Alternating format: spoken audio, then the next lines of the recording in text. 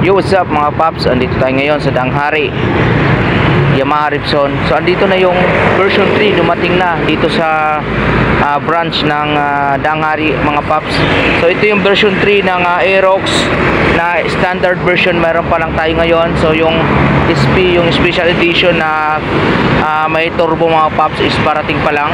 So ito mayroong unang dineliver sa atin. Ito yung kulay na matte. No, ito yung kulay na black glossy, and glossy rin ang kulay na to. Di ko alam kung anong kulay to, mint green o parang white na mayroong pagka-avocado yung kulay. Sobrang ganda ito, talagang nagustuhan ko dito mga paps. So, kasi kung makikita natin mga paps, meron siyang decals na black, blue, and then itong parang avocado ang kulay. So ito yung standard version na Aerox version 3 mga paps. Yan sa mga naghahanap. So mayroon na dito sa Yamaha Ribson Danghari dito sa may Molino 4 mga paps. So paunahan na lang to, meron tayo ditong 3 unit na available, kaka-deliver lang kanina mga paps. So ayan, kung makikita natin, meron ditong 3 variant color, no? Yung sinabi ko kanina parang avocado ang kulay, din itong black glossy. So napakaganda po ng version 3 ng Yamaha mga paps. Yan ako, yung una kong nakikita dito, yung tama nga yung mga napapanood natin sa YouTube, sa social media na naka-disc brake na yung likuran, no?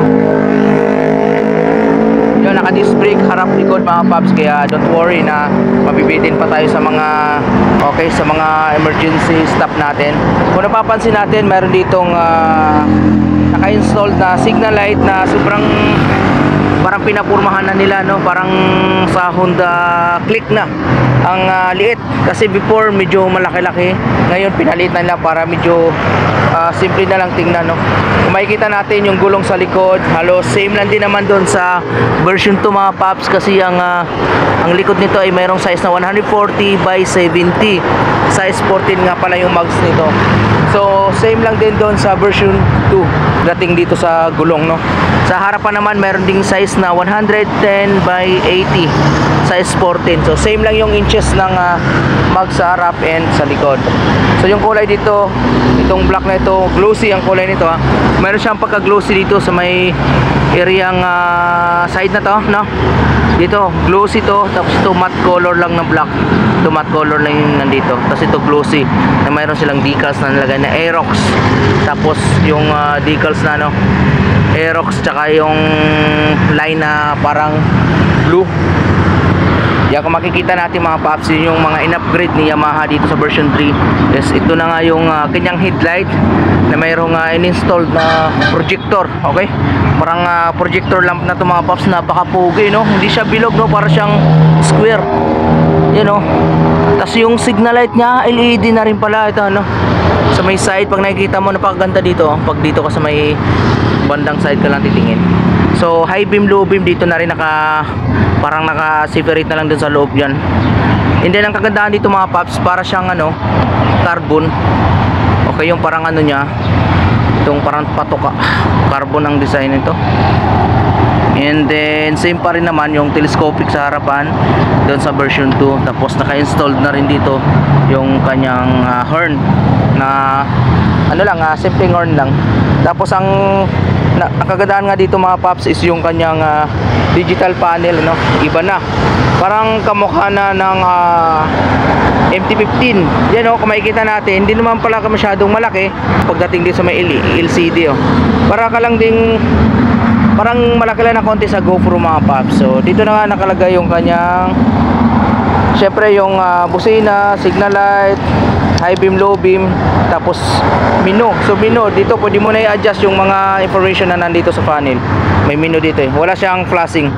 Dito naman mayroon, i-off mo yung hazard, on hazard, off hazard, tapos engine start. So yun lang. Tapos disusi pa rin to mga paps. Kung makikita natin, open natin yung kanyang fuel. Medyo matigas yung fuel niya kasi bago pa. So dito yung kanyang tangke. Laki ng tangke mga paps. Okay, yan, tapos i-push mo lang, maglalak. And then yung upuan naman, compartment pala. Pagdating dito sa likuran, sa panggilid, same lang din. Ang in-upgrade lang dito is yung digital yung panel niya, yung disc brake na yung likuran, at saka yung naman dito sa ganitong kulay. Ang ganda mga paps. So ito yung isang kulay ng Aerox. Ganda, super. Ito yung gustong kong kulay mga paps. So para siyang, pag nasa camera parang white, pearl white, pero pag nandito glossy na parang avocado. Ang ganda oh. Tapos may nakalagay na rin dito na BBE, tapos Yamaha. Ganda kasi pag dumaan yung Aerox makikita mo agad yung pangalan na Yamaha sa gilid. O, diba? Pogi.